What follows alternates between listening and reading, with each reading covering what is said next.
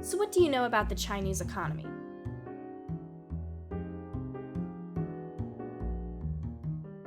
Well, they're communist, right? And everyone is really, really poor and works in sweatshops, right? Well, not exactly.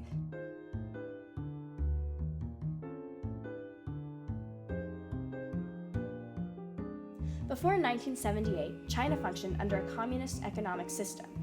And to better explain how that works, we're going to use the example of a farmer. So, say there's a Chinese farmer and a US farmer, and they both have access to 100 acres of land. With the Chinese system, the Chinese government would own the land, and the farmer would be told what to plant and how much. So for this example, say our farmer has to plant 75 acres of corn. The farmer still has 25 acres left, but since there is no incentive, he won't get more money for 25 extra acres of corn. He doesn't plant anything on that extra land. So I grew up in the rural part of China that was before the economic reform.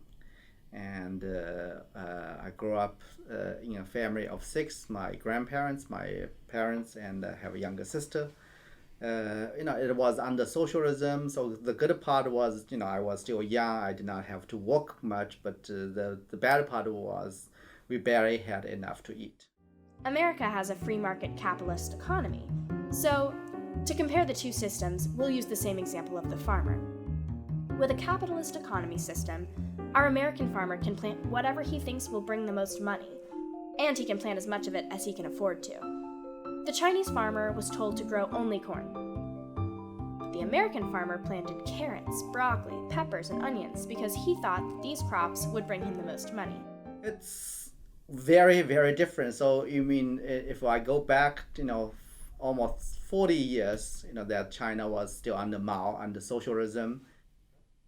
And here we have private ownership of land, and people, the farmers make their own decisions based on their reading of the market, based on their skills.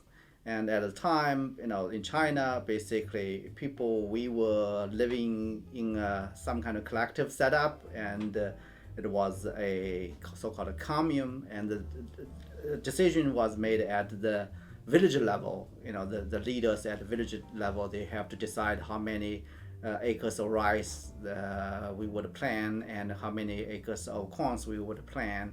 And after harvest, they will divide the harvest according to each person's contribution, and at the same time considering the family composition, all those things. And I think the main difference was abundance of resource here in comparison to the limited amount of resource available to us. We did not have tractor. For example, my family of 6, probably the total amount of acreage was less than 1 acre. So that's the main, I think, contrast. This type of system governed China from the 1940s until 1978, when Mao Zedong died.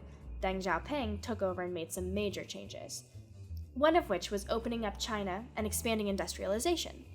Industrialization involves the large-scale introduction of manufacturing, advanced technical enterprises, and other productive economic activity into an area. Since the reforms of 1978, a lot of the agricultural workers moved to cities to find jobs in factories, changing the labor demographic dramatically. China's economy has grown at an outstanding rate in the past 40 years, and the percentage of the population living in poverty has dropped from 84.02% in 1980 to 6.26% in 2014. And now China exports goods all over the world. But there have also been some negative side effects to the massive industrialization. Starting in 1978, factories began popping up all over China, and the industrial age began. Because of the amount of new factories springing up and low wages in China, companies from all over the world started moving their factories there, which dramatically increased the standard of living in China and made them an integral piece of the global economy. How so? Well, let's take a shirt, for example. The tag on the inside of your shirt might say "Made in China," but that's not the only place where that shirt was made. The cotton for that shirt might have been grown and harvested in India, and then those raw materials could have been sent to, let's say, Egypt, where the raw cotton was converted into fabric. After that, the fabric finally makes its way to China, where it is turned into a plain cotton t-shirt. But wait, there's more. Now our shirt has to go to the Netherlands, where a design will be screen printed onto the shirt, and then it's shipped back to the US, where the shirt will be sold at a Target, H&M, or Gap somewhere. The US imports more from China than any other country in the world, with China making up 19% of the US's total yearly imports. So we can see that China is an essential piece in the world economy and production cycle. But what are some of the downsides of this expansion? Well, industrialization creates tons of problems. I think the most visible ones are pollution, environmental damage, and the less visible, but you can feel it, is the inequality. In the old days, the bad days, one good side is there was not that much difference, and so you don't envy that much of what other people have, and the people get along better when you are more or less equal. In 2014, only 8 of the 74 major cities in China that were monitored for air quality met the national standard for clean air. And in 2013, 15.7% of the groundwater was deemed very poor quality, which means it can't be used for drinking water.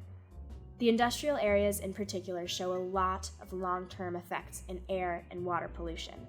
Some days the air pollution doesn't look that bad, but most days it looks something like this. These high levels of pollution can have negative effects on the health of those living and working in China. The working conditions in some factories are also not so great. Workers in China usually work more hours a day than American factory workers, and they always get paid less. When confronted about human rights and working conditions in China, China's Minister of Foreign Affairs, Wang Yi, said this. I have to ask whether you understand China. Have you been to China? Do you know that China has lifted more than 600 million people out of poverty? And do you know that China is now the second largest economy in the world from a very low foundation? Do you think development is possible for China without protection of human rights? And do you know that China has written protection and promotion of human rights into our constitution? So, in the past 40 years, China has skyrocketed to be the second largest economy in the world. The overall standard of living has risen, and nearly 600 million people have been lifted out of extreme poverty. The big trade-offs have been pollution and poor working conditions. But how did the Chinese people see this? Certainly it improved vast majority of Chinese people's living situation, but there are also the consequences you have to live with, the inequality, the pollution, and there are also people not, it's getting better, but there's still considerable amount of people living under absolute poverty. 40 years ago, China was on the brink of collapse, and people were starving. So for most people, poor working conditions is a fair trade-off for being able to provide for themselves at this point. We've also shown how the Chinese economy is an active, integral piece of a larger global economy that we have all come to rely on for so many of our manufactured goods. But we are left with many questions. Has this growth been largely positive for Chinese citizens? How has this expansion affected factories and economies in other countries around the world, including the US? And what does this say about the price a country pays for progress?